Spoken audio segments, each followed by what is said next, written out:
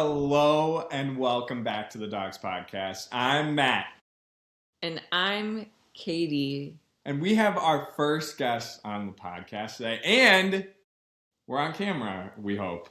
We might be. We don't know. We'll see. We'll tell you all about the debacle in a second. But happy Father's Day. We have our very own Dad of the Year, 32 years in a row. Our dad, Scott Hall, here. Dad, how are you doing? I'm doing good. Thanks for having me here today. It's a special episode today. Very special episode. Indeed, happy Father's Day to all the dads out there. It's been a long time. It's been a little over a month, right? Yeah, May 17th. So, yep, month and 4 days. And a lot's been going on, right? A lot's been going down. I'm getting my master's. He's getting her master's, which is the main reason why there hasn't been an episode. And no, it's not. That's actually not even the reason. It's mostly you. No, it's like a little bit of both. But anywho, a lot's gone on since the last episode. The World Cup has started. U.S. has won 2 games. Messi had a hat trick. I think we're going to have a soccer episode soon. Yeah. Our soccer rep, who will not be named quite yet. But the Knicks won it all. NBA the Finals. New York Knicks. The Knickerbockers. Jalen Brunson and the Knicks secure their first championship in over 50 years. And I don't know if you've been watching, but a lot of fun celebrations. So were they expected to win? No. No? Well, were the Spurs maybe a slight favorite? Oh, I meant from the get-go. Yeah, from the get-go. From the get-go. No, I think they were the 3 seed. Well, I don't think they anyone, weren't coming from last. I don't think anyone was like, oh, the Knicks for sure. Okay. Yeah. I think people were thinking Thunder, mostly. Maybe even the Spurs. But yeah, it felt like the Knicks going into the finals, though. It was probably the Knicks of the Spurs. Okay. But it's cool because they haven't won it. They haven't won in over 50 years. Okay, so I'm glad that they won. Yeah, I think we all are. And Taylor Swift is a Knicks fan, so. And Taylor Swift, I didn't know that. Is she from New York? Well, she lives in New York. That's one of her residences. There's a lot of famous Knicks fans. Timothy Chalamet, Jerry Seinfeld. Tina Fey. Ben Stiller, Spike Lee, right? Tina Fey. Yeah. Among a lot of others. Anyways, there's a lot of trade rumors going around that the NBA's done too. I've seen Giannis' name popping up quite a bit. It always does, and then nothing happens. Yeah, we'll see. We'll see what happens.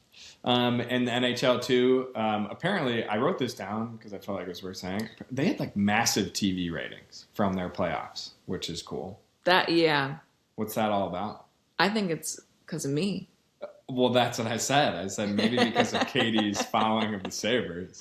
Yeah, I don't know. I did feel like, I was definitely more in tune, but I felt like America was more in tune with what was happening. Yeah, I don't know. I think there were some good storylines. Yeah. The Sabres being Sabres. one of them. Yeah, Sabre Nation. Couldn't tell you any others, but so the Carolina Hurricanes took down the Las Vegas Golden Knights 4-2. That sounds like 2 places they probably shouldn't be playing hockey in, but that's okay. Yeah, I was glad to see that. I didn't like those Golden Knights. Yeah, well, they're new. They have a really cute guy on it, though. Oh, do you know his name? Nope. Okay. Stay tuned for that. We are on a new platform today. I feel like we should make that. Yeah, and we are also all sitting next to each other. We're all on the same couch. And Bagel's behind me. We don't know if this is going to work. This might go horribly. This might sound horribly. So if it does, sorry. Thanks for hanging. But if you can see us, that's cool. That's the goal. We had to, long story short, make really an adjustment. GarageBand said its farewell to me yesterday after a 3-hour battle. I'll save you guys the story, but a lot of cuss words were said yesterday. And now we're utilizing a different platform. So an entirely different platform that we selected. And videos are on. So we'll see how it goes. Yeah, we're going to see how this goes. But if it is clunky, apologies. But if not, then suck it, everybody. So today, Father's Day, we're doing a special Father's Day episode. We felt like it was a good idea to highlight some father-son, father-daughter, athlete, I guess, pairings, sometimes more than pairings. Yeah, like little duos, little trios, sporting relationships. Yeah, I feel like there's a lot of these stories, so we're gonna each highlight at least one. The three of us, meaning. But we do have some special shout outs at the beginning because there are so many. So we want to that we probably miss some. Exactly. Because I added a critical one. Oh, I didn't even know that one. Well, I see the one you just added. Well, yeah she didn't. Yeah. Okay. Anyways, so Katie and I are going to rattle these off. So, father, Del Curry, son, Seth and Steph Curry, who all played or play in the NBA. And then Dell's daughter, Sidel, also played D1 volleyball. So, just an athletic family there. Go Currys. Huh. D1 volleyball. Huh. Okay. Yeah. Nate Williams, who spent 8 years in the NBA, and Natalie Williams, who is an all-star WNBA player and Olympic gold medalist, I'm assuming, for basketball. I think that's... Well, I don't know. We learned that she could be a luge girl. That's true. I'm pretty sure for basketball. But. Okay. Father LeBron. And why do we have... Because I want to make it clear, who the dad is. He was a priest. Yeah. Father LeBron and the Holy Spirit. And his Holy Spirit. Bronny James, his son. They made NBA history not too long ago as the first father-son pair to play simultaneously on the same team for the Lakers. Crazy. Very crazy. Oh, sorry. That's okay. Ken Griffey Sr. and Ken Griffey Jr. Apparently, this is Matt's personal favorite duo. Sports history is first father and son to play together in the MLB, sharing the outfield for the Seattle Mariners in 1990. That's pretty cool. Imagine playing the that outfield, is very looking cute. over and there's your little dad in left field. Yeah. That's very cute. So that one's cool. Father Archie Manning, sons Peyton and Eli, all quarterbacks from the NFL. Peyton and Eli, obviously, well, maybe not obvious. For sure. I didn't know that their dad was. Yeah. Was Archie was he good? Quarterback. Yeah, he was solid, but Peyton and Eli were both multi-time Super Bowl champs. Yeah. Worth mentioning. Bobby Bonds and Barry Bonds. Bobby was a 3-time All-Star. His son shattered MLB's single-season career home run records. That's right. Bobby and Barry. I didn't know about Bobby Bonds. Yeah, Bobby Bonds. He was in my era. Oh. He was in Dad's era. Here's one of Dad's faves. Dennis Rodman. Yeah. Legendary basketball player. And daughter Trinity Rodman, who was a cornerstone of the U.S. women's national team, helping the crew secure an Olympic gold medal. In soccer. In soccer, correct. Just a little tidbit. Sounds like their relationship is pretty non-existent, which is kind of sad. But apparently they don't talk, and he doesn't really she doesn't really recognize him. Apparently he was very absent. Yeah. So, anywho. But he probably still had a sporting impact. I would argue. Got her into sports. As such, but I don't know. Maybe she wouldn't want that. Yeah, okay. So, but shout out to both of them in their individual endeavors. Mario Andretti and Michael Andretti, Dad. Yeah. Mario was a Formula One and IndyCar legend, and then Michael, also a highly successful IndyCar racer. Anything you want to spice that together with? What do you know about them? You love them? Well, Mario Andretti was he was the racing car driver when I was a kid. He won, I think, the 69 IndyCar race. Or the year we went to the moon? Yeah, the year we went to the moon. And then Michael, his son was a good driver, and Uncle Mitch and Auntie Shell were big fans of him. So, of Michael Andretti? Of Michael, yeah. I think they raced at the same time. I think there was an overlap there. Yeah. The same races. Yeah. Sorry, was I supposed to talk that much about that? That's what we wanted. Yeah. Okay. Yeah, when I was doing light Googling, there's a lot of racing father-children things. In fact, I'm going to be featuring a couple today. Oh, okay. Ooh. little tease there for the listener. Mm-hmm. Okay, do you want to do the last one? Because you added this Well, one. I added Kobe and is it Gianna? I think so. I know she goes by or went by Gigi. Gigi. Kobe and Gigi Bryant. Kobe inspired her passion for basketball. And they had a little movement together to make girls basketball a thing. Yeah, growing sport. That's what they did. Rest in peace. R.I.P. for sure. Okay, well, those are our shout outs. It's time for the meat of the episode with our first dog. You know what's funny? Oh, wait, never mind. Oh, wait, no, that is funny. Okay, so like, you know how we have like the big dogs and like the dog of the week? Yeah. Michael said if there's ever a girl one, they should be like the bitch. Yeah. So I got a couple bitches in mine. Good. And a big dog. As you should. Big dog and a couple of bitches. Is it my turn? Take it away. Okay, so today I'm talking about none other than Venus and Serena Williams, tennis icons, and their dad, Richard Williams. I mean, so our friend Lydia brought this up as an idea, and you were like, no, that doesn't work because he didn't play. No, he didn't play, but I learned that he really, if it wasn't for him, they wouldn't play tennis at all. So, yeah, Richard Williams, he truly propelled his daughters, Venus and Serena, from the grime and the hustle and bustle of Compton, California, to being global tennis icons and two of the greatest athletes in history. So I went down a whole rabbit hole yesterday learning about these guys because I had never seen that movie and I had never seen any of the documentaries. So I didn't know any of this. So a lot of our audience, like the thousands of listeners that we have, like they're probably like, yeah, we know the story, Katie, but I didn't know this. So I'm just going to talk about it. Little Richard, or also known as King Richard, he wasn't small. But he was born in Louisiana to a family of sharecroppers. And he was brought up with like a lot of experiences with racism, and that kind of continued through his life. But he has been open about his difficult childhood. He credited his faith as a source of strength throughout each season of his life.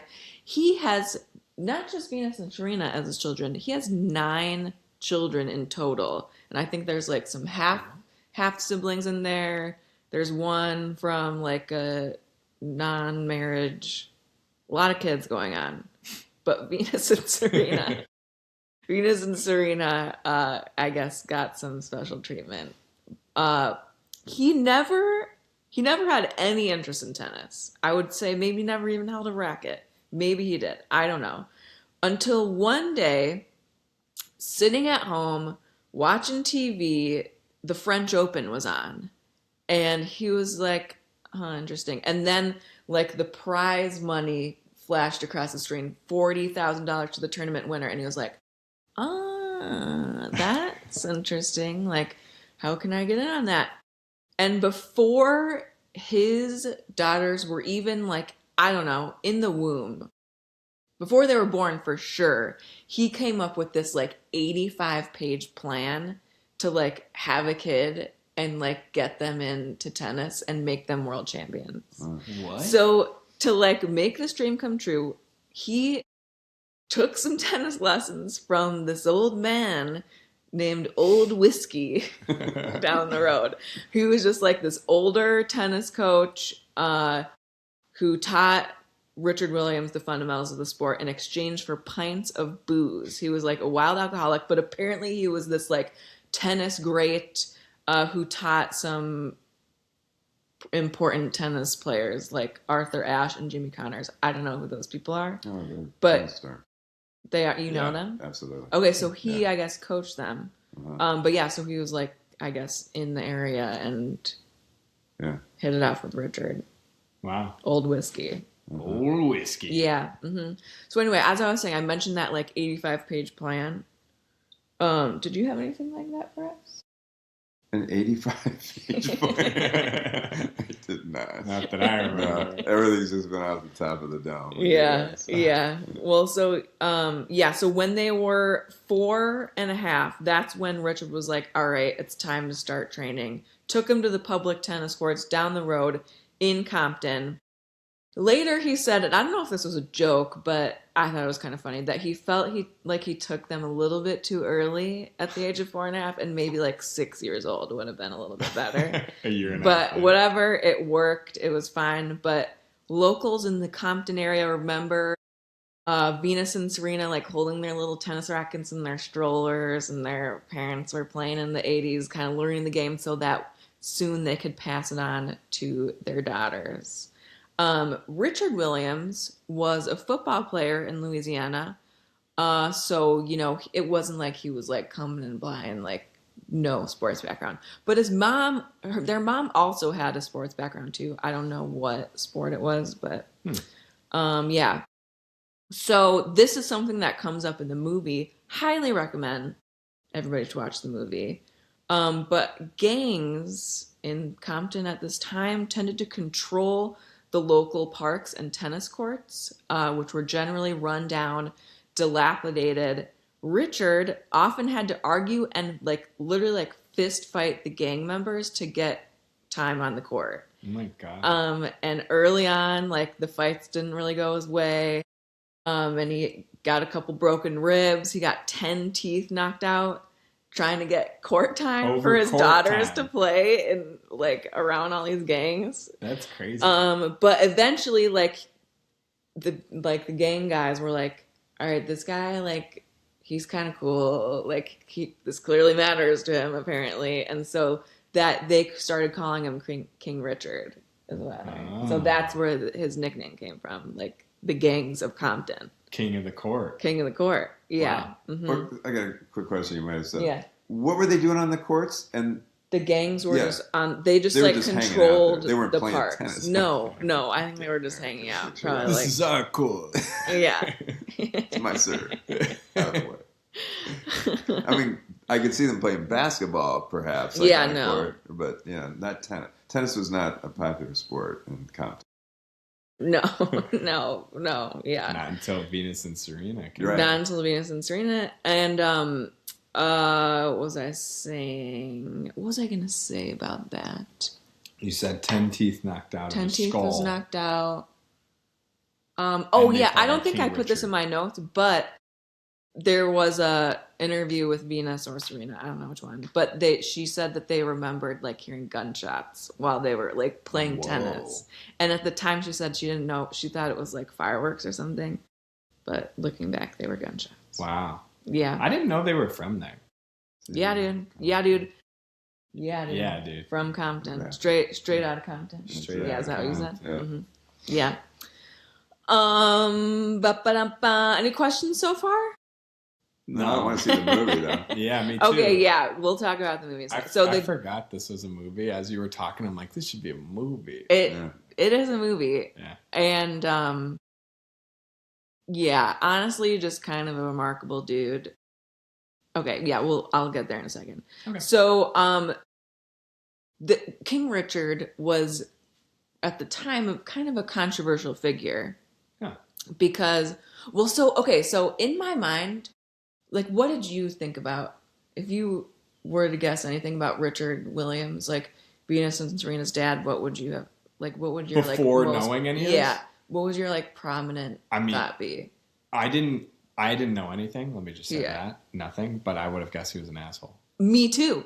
Well, that's exactly what I would say. Yeah. I always thought he was like Joe Jackson was. That's what I was picturing. Yeah. No, not at all. He Oh, was yeah. very he was their hype man, obviously, and I think he was a little controversial because he was really in it. Anything that was happening, even if they're were practicing with their coach, Richard would be on the sidelines, telling them what to do, and the coach would be like, "Okay, guys, what the heck?" So he was this very bombastic dude. Bombastic. And good word. Everybody was like, "Whoa, this guy's a little much," but I think he was just really jazzed. to be there with them. Yeah. And like very passionate. Kind of beautiful. Yeah. And I mean, maybe I think he was like tough on them. That like another thing I saw was like he like in the movie that he made, I wouldn't say he made them, but they were like playing in the rain so they could get used to how the ball like bounces when it's wet. And like there was something that I read that he like he wanted to use like old tennis balls rather than new ones because they were hard, like you had to hit him harder and stuff.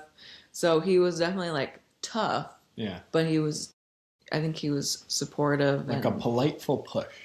A politeful and like intense push. Yeah. Okay. Yeah. But he knew. Okay, so he was that contentious figure. He was their coach. He was very passionate. But looking back, like he kind of did that on purpose because he knew that without the resources, like to fund their training and like them getting them to where they wanted to be, he was going to have to like build up this like aura around them that they were like this amazing thing to get people to like invest in them. So like that outward impression was that like where that kind of that contentiousness came from, if that makes sense. Mm-hmm. Yeah, I would say. And that thought is something that the guy who made that King Richard movie, it was one of his observations. Yeah. Got it? Got it. What else was I going to say about this, though? Yeah, so I watched the movie yesterday. I was not planning. Had to do so much homework yesterday, but I went down a rabbit hole and had to watch. You did your dog's homework too. I did. Yeah. I watched the movie. It was very good. King Richard, Will Smith plays King Richard, and I was telling these guys, like, I don't remember why I didn't watch this, and it was because that was when Will Smith slapped. That was the slap. Yeah, that's the famous slap. Chris Rock. Mm-hmm. Yeah. Yeah. Okay. So King Richard, Venus, and Serena. Can I try the sound effect? Sure. Say what you said again. Slap. A slap.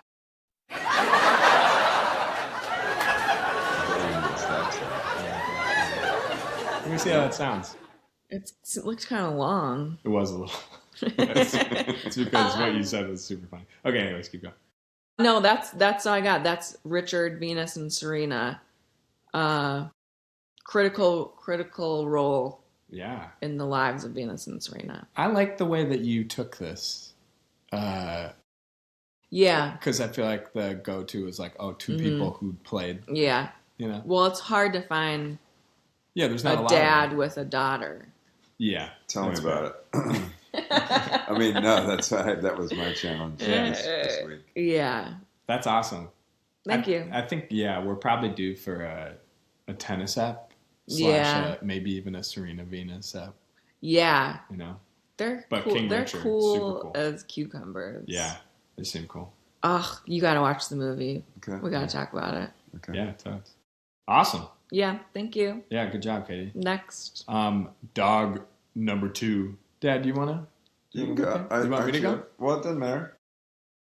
You go. You go. Dad has a 70-page thing printed out with staples. That's going to be the problem. This is not going to be something you want to hear me read. But I feel like I need this information in front of me in case you guys ask me something. Because while I know one of these individuals like very well, the rest are, no, I didn't know the siblings, like their stats or anything. So So I wanted to do a father-daughter because I have a daughter, and I wanted to do a father-son because I have a son. Nice. And I'll start out with the challenging one, as I said, like it's harder to find the father-daughter that were sort of in the same sport, but boxing is one of them. And I'm going to talk about Muhammad Ali and his daughter Layla. So Layla. I've followed boxing a little bit here and there. It's never been my favorite sport, for obvious reasons, I feel, but because they hit each other. Kind of. I don't really like. It's barbaric. But like when I was a kid, Muhammad Ali was like he was a star. Yeah, and I think he continued, you know, that sort of role up until he died. Really, I think I remember him carrying the Olympic torch later in life. Yeah. But anyway, so when I was a kid, like I do remember his original name was Cassius Clay, and I remember that's a cool freaking name. So why not keep that name? Well, the reason was because he became a member of the Nation of Islam, and they changed their names for various reasons. But in case you don't know much about him, he's widely regarded as one of the greatest boxers in history. He combined exceptional speed, footwork, charisma. He was a real personality. Psychological gamemanship with remarkable courage in the ring. He was a funny man. Like you guys know who Howard Cosell was? He was a sports announcer. No. Oh my gosh, No. You're so young. He was the sports announcer when I was a kid. Everybody knew who Howard Cosell was. And they had this banter between them. Like when he was being interviewed by Howard Cosell, he was always like, they're always teasing each other and kidding each other. It's cute. Anyway, yeah, Muhammad Ali was great. But he's also a great boxer. So there was a time, I do want to point this out, because there was 3 years where it would have been like the prime time of his career, but he was not boxing because he refused to fight in the Vietnam War, citing religious and moral objections. And so they stripped the title that he had at the time, and he was unable to box during that time. So he was... This is going to come up later, but the fight of the century in 1971 was him and Joe Frazier. And Ali lost that fight, but Joe Frazier was a heavyweight champion too. Rumble in the Jungle 1974 was against George Foreman, and then he fought against Frazier again, the Thrilla in Manila in 1975. His professional record, 56 wins, 5 losses. Note that. The father had 5 losses. Okay? Because this will come out. Noted. Oh, 5. Okay. Sorry. Well, just losses. Okay? I didn't mean, there's nothing magical about 5. Oh, he the had number losses. 5. I was ready for that to come back. 37 knockouts. But later in life, he was diagnosed with Parkinson's disease. Actually, that was 1984. And he remained a global humanitarian and cultural icon. And he died in 2016 at the age of 74. He had 9 children. He was 9. married. So Same did with Rich. King Richard. Yep. I learned a statistic. Wait, 1 second. Yeah, go ahead. Did you know that performance athletes, endurance athletes, Like a runner? like That runners, would be and I interesting. think tennis players, more likely to have female children, girls. Oh, interesting. Wow, that is interesting. Yeah. Huh. Okay. Sit with that for a second. Let me gnaw on that one. Okay. Sorry. No, that's... So, of his 9 children, his most famous child was his daughter, Layla. Now, she had... Okay, so first of all, I want to say one thing. Muhammad Ali, when he heard that Layla wanted to be a boxer, he was not into that idea. And once again, was she the youngest? That's a good question, Kate. I don't know for sure. Live lookup with Matt. Maybe I read that. Live lookups with Matt. Because that would be interesting if she was the youngest and none of the other siblings did. Yes, Layla Ali is the youngest daughter. Okay. Yeah, so maybe there was. She's the second youngest of his 9 children, overall, younger than her full sister Hannah, but older than brother Muhammad Ali Jr. Okay. So she became an undefeated world champion boxer with a 24-0 professional record. So in some ways, she actually outdid her father, I guess, in that record, perhaps. Wow. So like statistic-wise, when they look, so obviously it's different for men than it was for women. the sport was at a different era, it was a different time in history, and things were different. Maybe there aren't as many fights, perhaps. I don't know. I'm not sure about that. But what's that? No. Okay. But yeah, it says right here, Matt. She was the youngest daughter. But 24 wins, 0 losses, 21 knockouts. What does that mean? Like she knocked them out? Yeah, where they couldn't get up off the mat. Like she hit him so hard, or hit the person so hard that they couldn't get up. Yeah, the lady. But yeah, and so so they did have the relationship. Like you were talking about Dennis Rodman. I decided not to do Dennis Rodman because I know, yeah. There was like no relationship there. Yeah. So, yeah. I mean, I loved Dennis Rodman when he played for the Bulls. I did not like him after. I didn't like him when he played for the Pistons. Yeah, he's the guy that you really like to have on your team, but hate to not. Exactly. Wait, was he the one who met with Kim Jong-un? Yes. Correct. Yeah. Super cool. So, despite his Muhammad Ali's initial resistance to Layla being a boxer, he eventually became one of her biggest supporters. He attended some of her fights, he celebrated her victories, and he publicly expressed pride in her accomplishments. Cool. So, I kind of felt that was, that ended well. Yeah. Yeah. Okay. Is she alive? Yeah. Oh, yeah. Well, I mean, she was... I don't know exactly when she was born, but yeah, she's still alive. But I think she's like a commentator, sports commentator. She's 48. There you go. Oh, she's got a lot of ball game left. Yeah, although I don't think she's boxing much. Yeah, Queen Bee, the ruthless aggression of Layla Ali. Queen Bee, because he was float like a butterfly, sting like a bee. Exactly. Yeah. Wait. So, and this could totally be wrong, and I might sound stupid, but that thing that's like down goes Frazier. Down goes Frazier. Yeah. Is that from him? Or is that, yeah. Well, I'm pretty sure. Because I've heard that soundbite. Yeah. It's got to be. Yeah, right. Huh. Moving right into the father-son. Nice. Snooze bell. And I'm going to... I think you've heard of this guy, though, Katie. Michael Schumacher. Anybody heard of him? Yeah, baby. In this family? Yeah. So I know that Formula One does not have the following in the U.S. that it does internationally, but it is a huge sport internationally. It's growing too. It is growing in the United States as well. Yeah, that's good. Yeah, and I feel like this Apple TV picking up the and the movie F1 and the movie F1. Okay, yeah.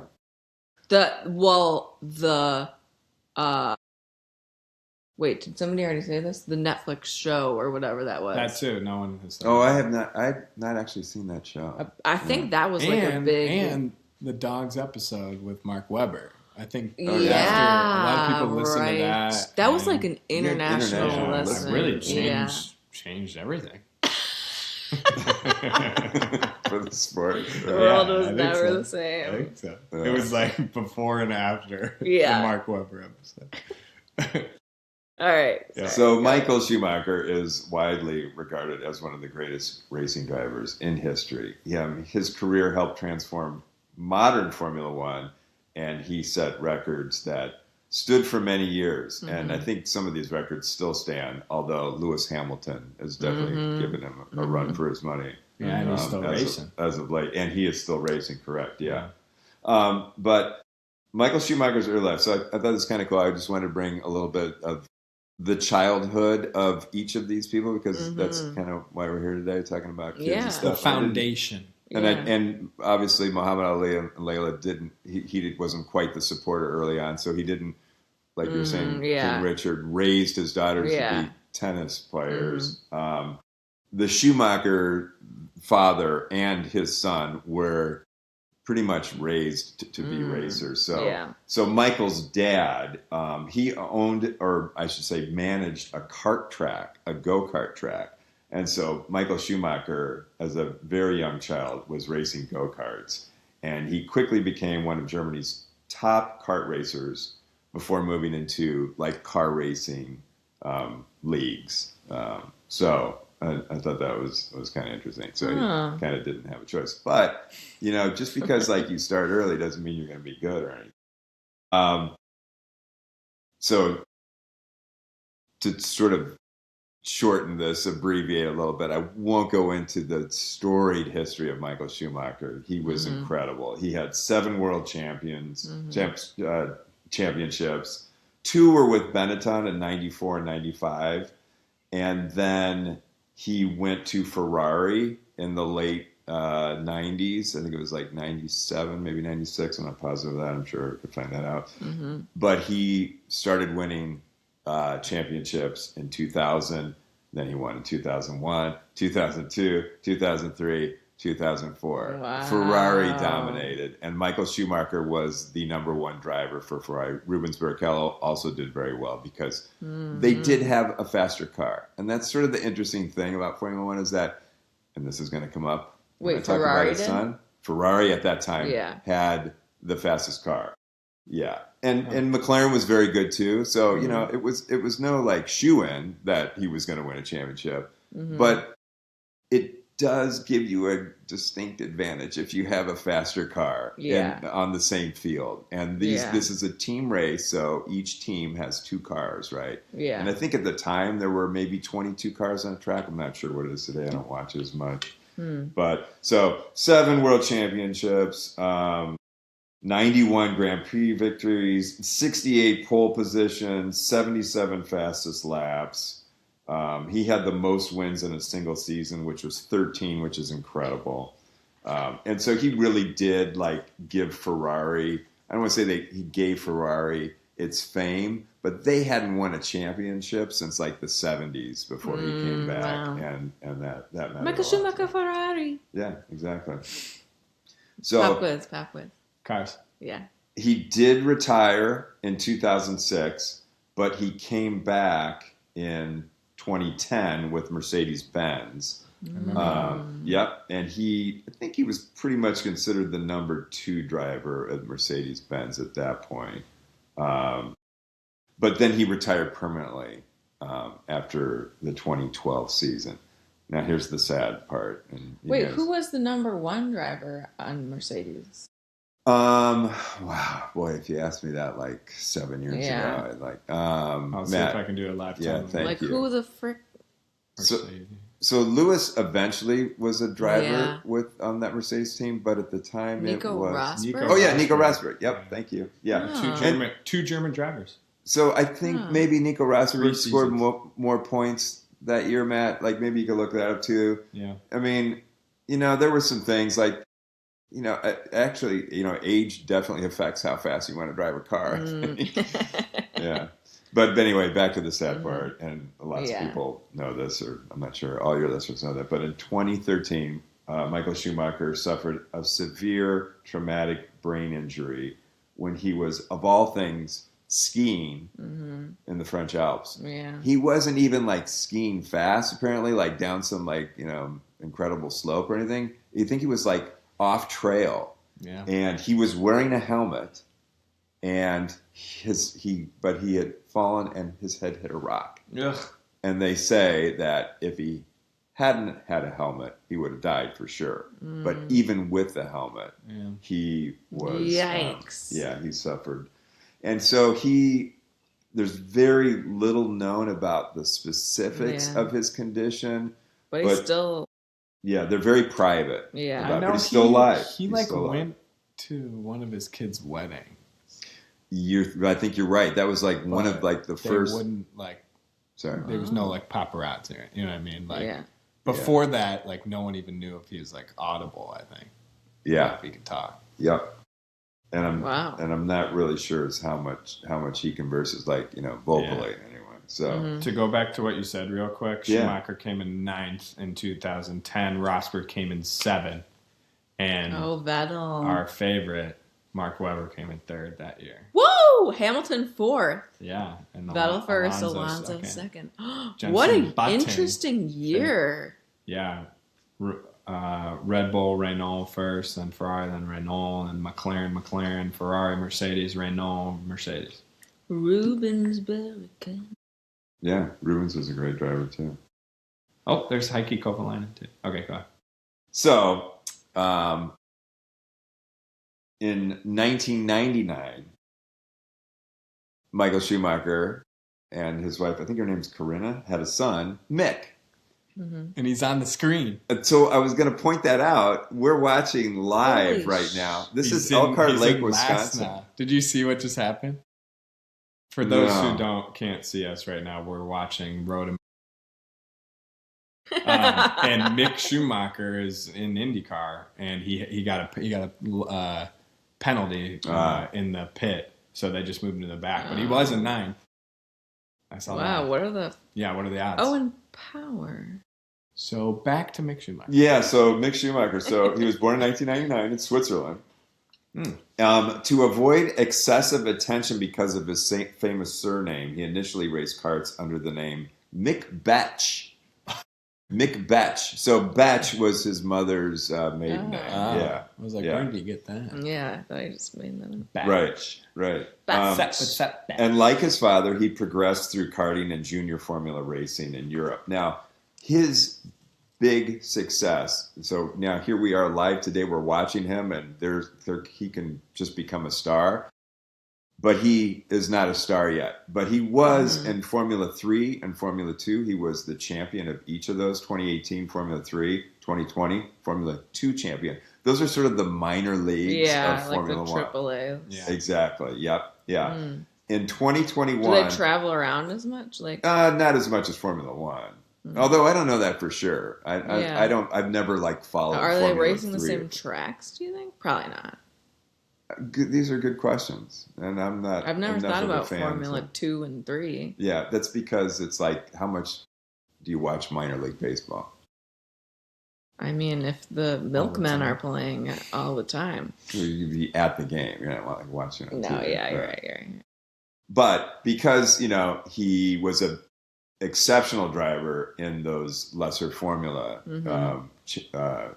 leagues, Haas Racing picked him up as a driver for Formula 1 in 2021. The problem was Haas did not have the fastest car. They didn't have a very fast car at all. So while he was still driving well, he didn't shine because he had a fast car. So he definitely experienced some difficulties in that. To the point where I believe they let him go. He became a reserve driver for Mercedes, which is amazing for most drivers. But if you're Mick Schumacher, it's not probably what you're aiming for, I should say. He was in endurance racing, which is another. He raced for Alpine endurance team in the hypercar class of the another car series, which I know next to nothing about. But he obviously he's viewed as an excellent race car driver, and I honestly did not know what he was doing until this year when I heard he was named the Indianapolis 500 rookie, which is it's not just if you finish the highest of all the rookies. There's other factors that are involved, like your sportsmanship and your relationship to fans and such. So it's cute. It's a pretty prestigious award. So he is racing in the IndyCar series that we're watching on TV right now. So how old is he? Well, he was born in 99, so, you do the math. He was born 27? in 99, huh? Yeah, 27. And he's already kind of been around. 27 years old. There you go. Yeah. Born 5 days after you, Katie. Huh. Oh. Yeah. Well, Wait. 5. Well, calendar. 5, yeah. You know that. All right. That's cool. all right. Mick Nice, and Michael. nice. Sorry that's a little long, but I no. had to do both a ton of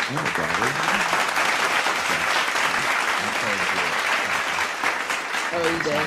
Is it still playing? Still playing, yeah. Right. And it's done. Awesome. Cool. Thanks, Dad. Good job, You're Dad. welcome. Great job. Very nice. Okay, I'll finish this off here with our last. I'm going to tilt this way just because Katie has the microphone. You don't need to get me into things, so I'm double. But our last dog pairing here. So my favorite baseball duo is definitely for father-son is Ken Griffey Sr. and Ken Griffey Jr. But that didn't feel as like dog podcasty to me. Because they're so good. I mean, Ken Griffey Jr., in my opinion, is like in the top 5 to 10 baseball players of all time. You know? Yeah. So like that's incredible, right? And Senior was no slouch. And actually, one of the people that I picked is still a beast, but the son, I feel like, is like a true dog. Like he just like kind of like making his own little way. Yeah. So, anyways, I chose Roger and Kody Clemens. So I feel like a lot of people know Father Roger. He's someone who doesn't really need a big introduction, but I do have some career highlights, as everyone knows. Stat guru. He was nicknamed the Rocket, first of all. Definitely one of the most dominant pitchers in MLB history. He played for 24 seasons. He was mostly with the Red Sox and the Yankees. He won 7 Cy Young Awards. 7. That's for pitchers. That's for pitchers. It's like the MVP of pitchers. He also won 2 World Series championships. He's the only pitcher in MLB history to win 7 Cy Young Awards. So he is one of the strikeout kings. He pitched 4,672 strikeouts, which is 3rd all-time in MLB history. He is one of the few pitchers to ever strike out 20 batters as well. He's done it twice. Once in 86. 20 batters in a game? In a game. That's a lot. There's 27 possible outs. So imagine striking out, almost 2/3 of them, sometimes more. So did it once in 86 and then did it again in 96. So 10 years later, kind of crazy. So he was a Red Sox from 84 to 96, so a good chunk of time. Then he was on the Blue Jays for a couple years. Then the Yankees from 99 to 2003, and then he did return there in 2007 to retire. But he also was on the Astros for a few years as well, 04, 05, 06.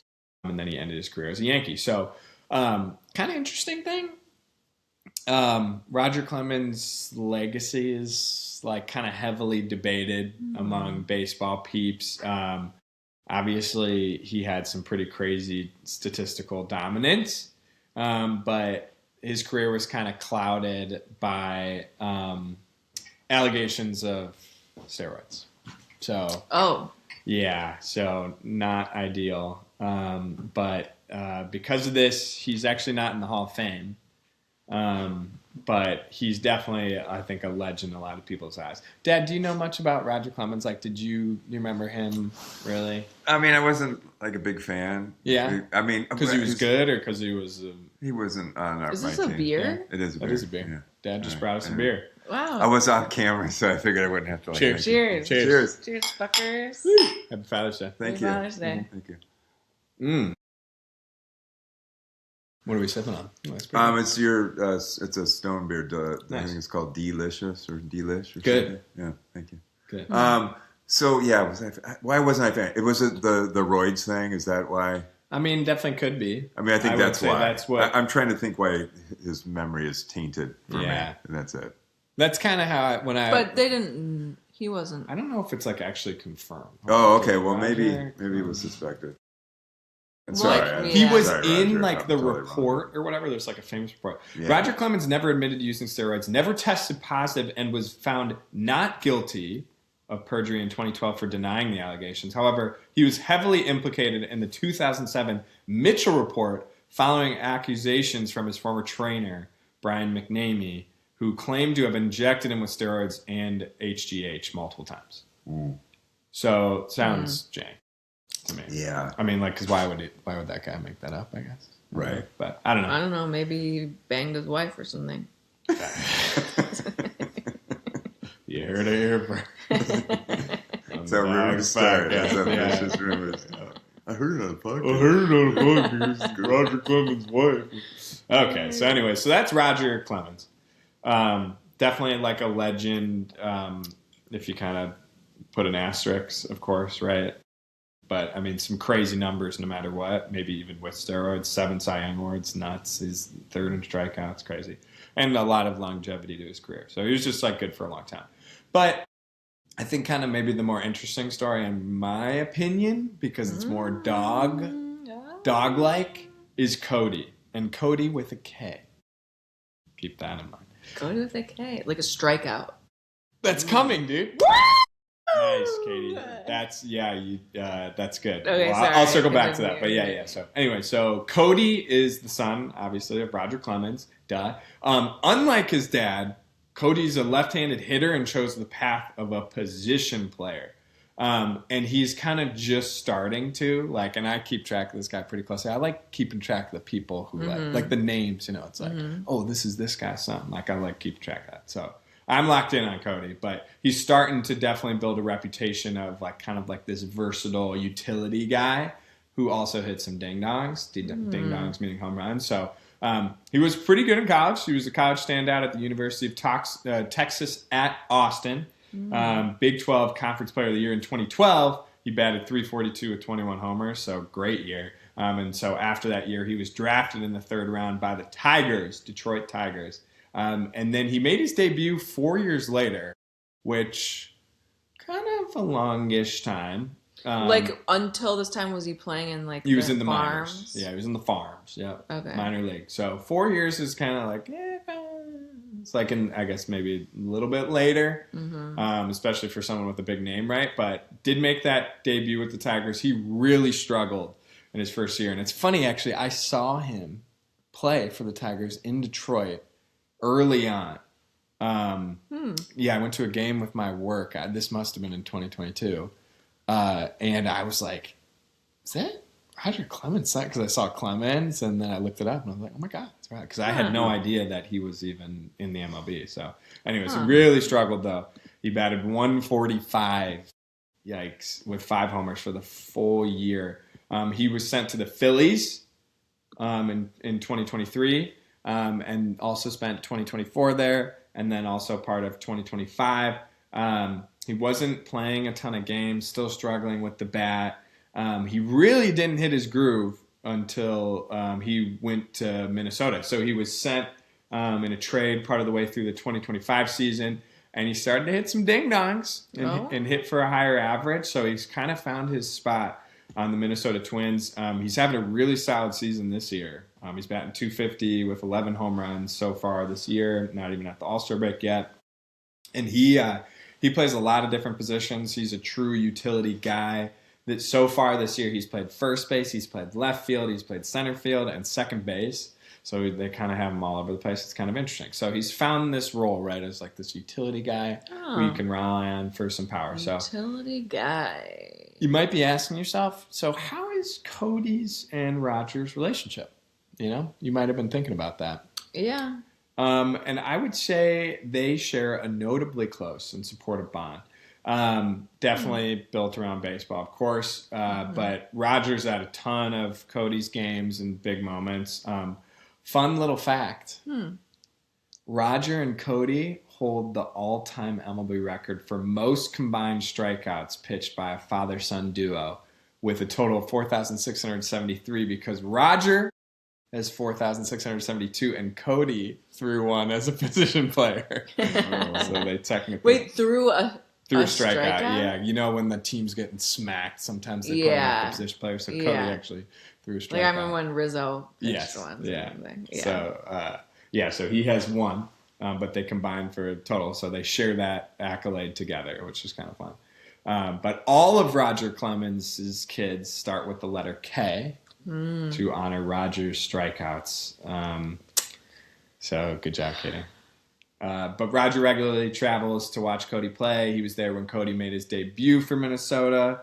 Roger watched him hit a ding-dong at Fenway that day. And they definitely have like a playful banter. I was looking at some quotes. Kody said his dad should be quiet because Roger doesn't know anything about hitting since he's a pitcher. So that's cute. Yeah, I think definitely a duo to note, and I just like how like they're not both pitchers. It's and Kody's like he wasn't like in a star right away. He kind of had to grind for like just to be even decent. Yeah. So yeah, that's Kody and Roger. I was thinking about that. Like you can't in sports, you can't really be like a nepo baby. You have to like actually be good. You gotta have something for sure. Yeah. Yeah. That's like one of the few careers where you like can't really fake that. Correct, but I do think a name can get you part of the way there. Of course, like with resources, blah blah blah. But I think like Giannis's brothers. It's like, right. Oh, he's he might be like Giannis. Let's take a chance on him. You know what I mean? Well, or like even like LeBron's son, like. Yeah, no, you're probably right. I just mean there's a little bit of it. No, of course not. Yeah. Like LeBron's son still has to be okay to stay on the team. Yeah. And he stayed on the team for 2 years. So he's like, yeah. Okay. Brownie. Yeah, anyways, I see it. Those are all our father-son, father-daughter dogs. It's time for the call to the pen. Katie, what'd you learn? What did I learn? I always forget that. Wait. Can I do a drum roll? Yeah.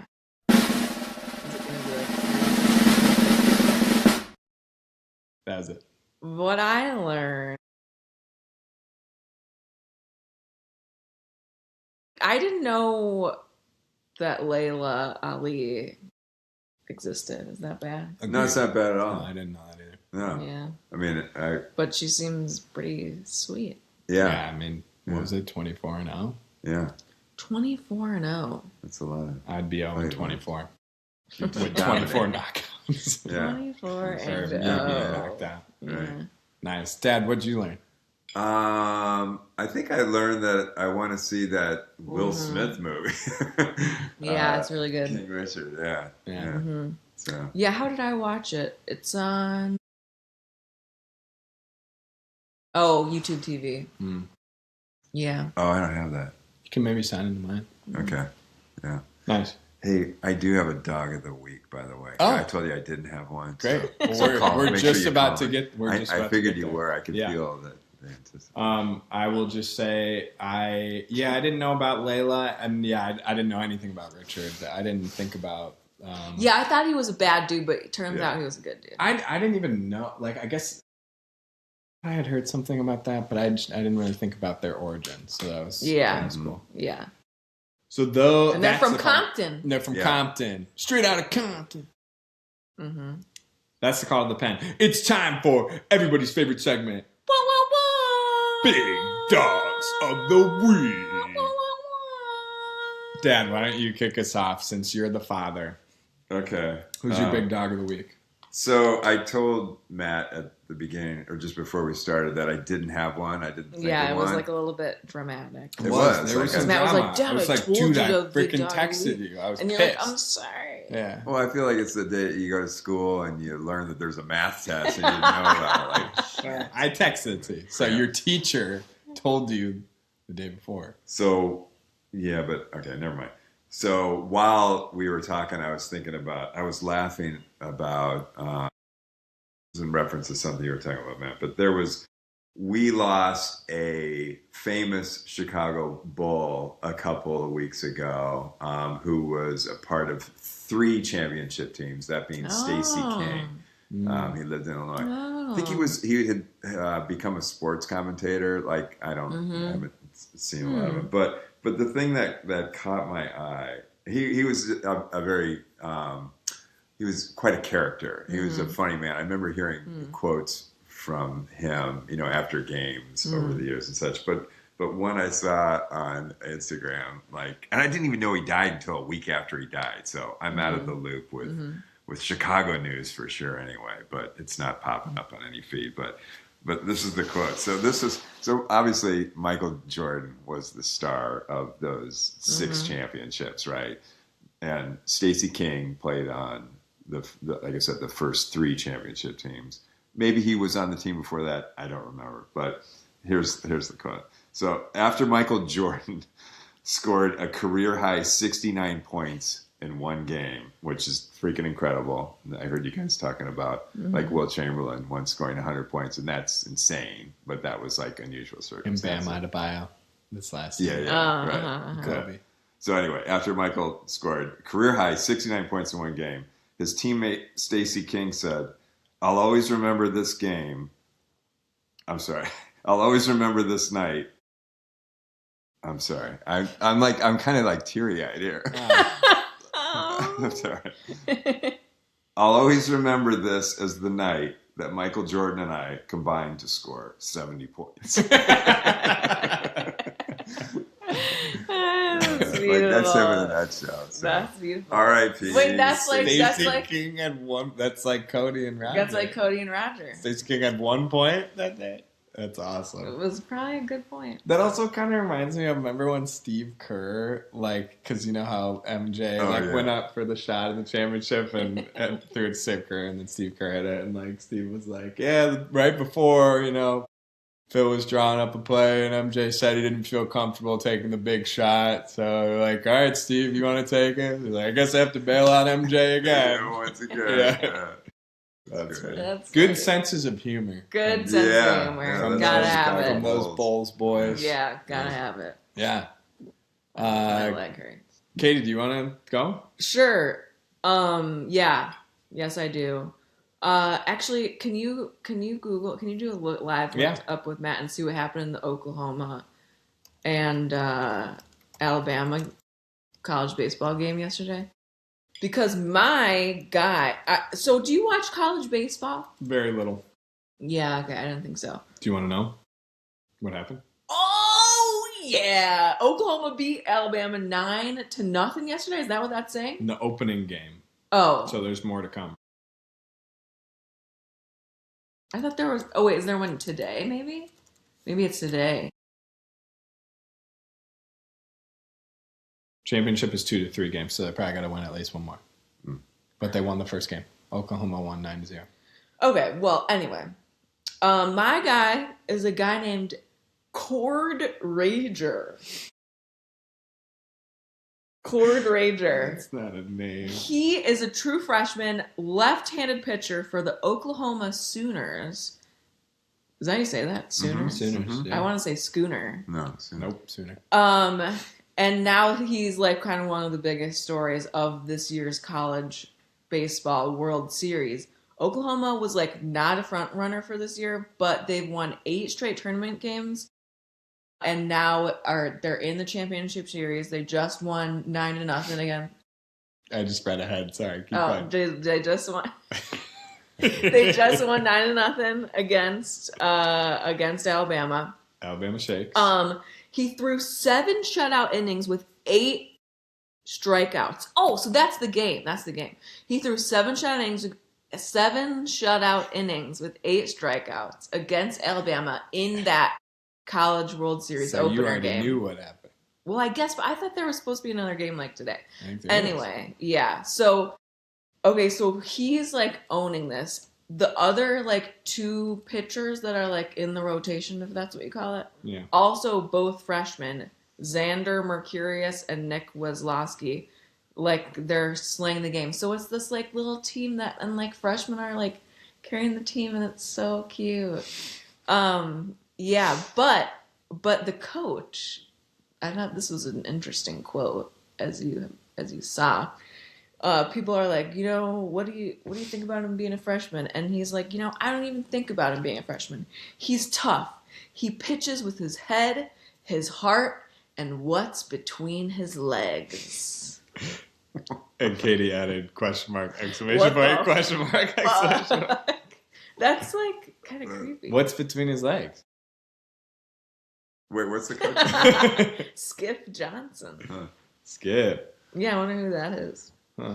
Anyway, yeah, so Cord Rager is my guy for the week because he has a huge wang, apparently. A big cord. Yeah. Wow. Okay, Matt, who's yours? Yeah, totally. Tough to follow those 2 up. But I think this was cool. I felt like for the last month, I kept sending you guys people. I'm like, I want to do this for my big dog of the week. So there's a lot that I could have done. Oh, but yeah. This just happened 2 days ago. which I thought was awesome. So Justin Dean just got his first career hit, and this was for the Chicago Cubs. So our Chicago Cubbies, after 8 years in the minor leagues, 745 games and more than 3,000 plate appearances over 8 years in the minor leagues. And then also, I didn't realize this is kind of interesting. So it was his first career hit, but it wasn't his first career game in the MLB because he actually was a base running and defense specialist for the Dodgers last year. Huh.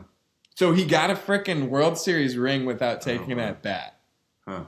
It's nice. So, anyways, but it's a super cool video. If you have a chance, definitely look up Justin Dean first career Mick hit. Schumacher's up in 10th now. Yeah, he's ripping. But yeah, so because it's just cute. You can tell. I think he even said you can read his lips. He's like, "Come on!" As the ball's in the air and drops, and then he I think kind of gets past the guy, and he's just he's super fast, but he's sprinting. He gets the triple. He's all hyped up.